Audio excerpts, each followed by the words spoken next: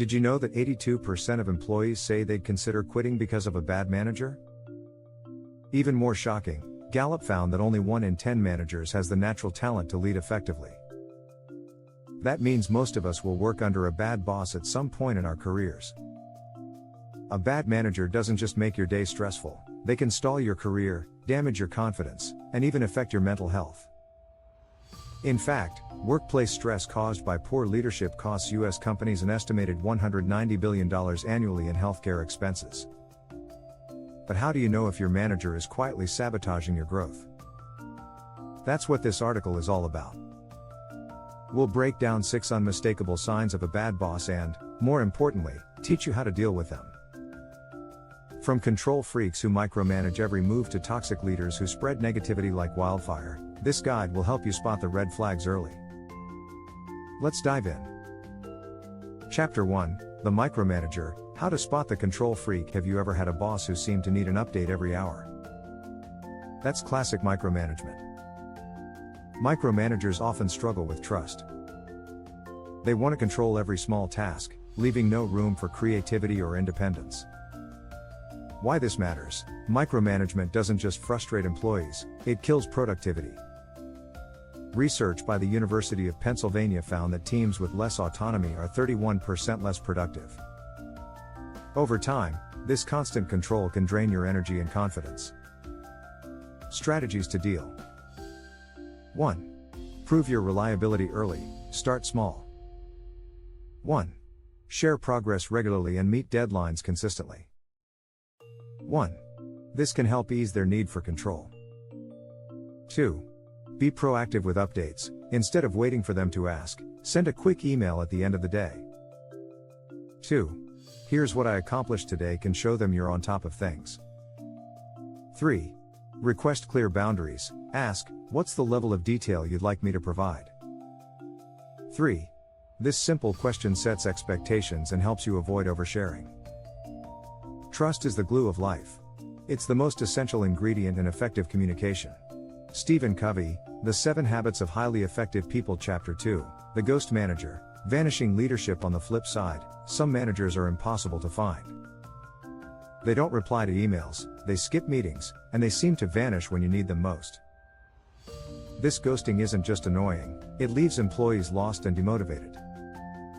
Why this matters: ghost managers erode team performance.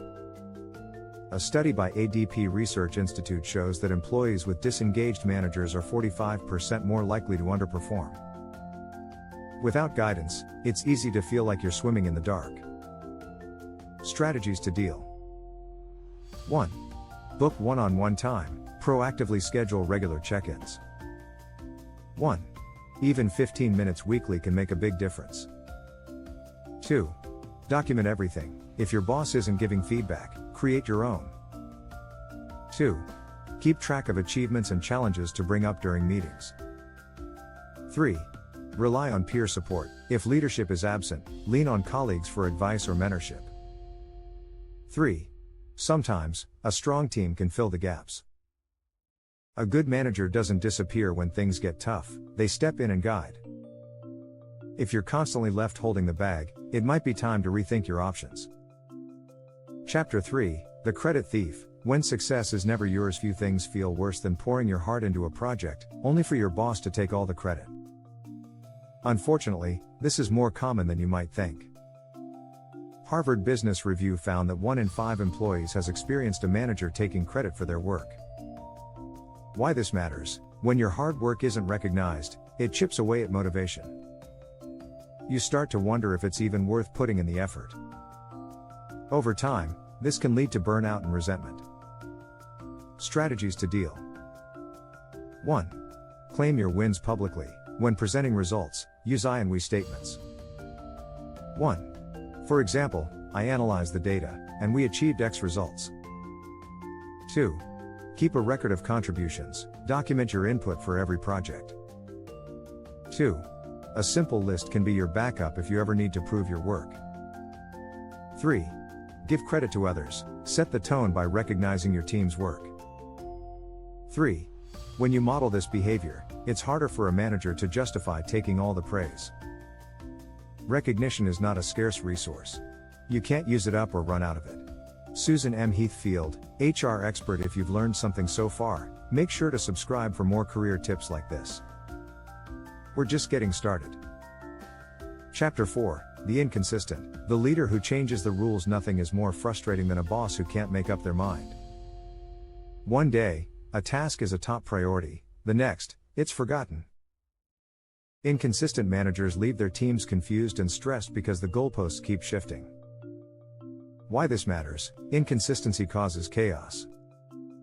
According to a study by McKinsey, clear direction boosts team productivity by 25%. Without it, employees waste time second-guessing or redoing work. Strategies to deal. 1. Clarify priorities. When new tasks come in, ask, which one is the highest priority, and how does it align with our goals? 1. This question forces them to focus. 2. Document decisions. After meetings, send a summary email. 2. For example, here's what we agreed on, X, Y, and Z. 2.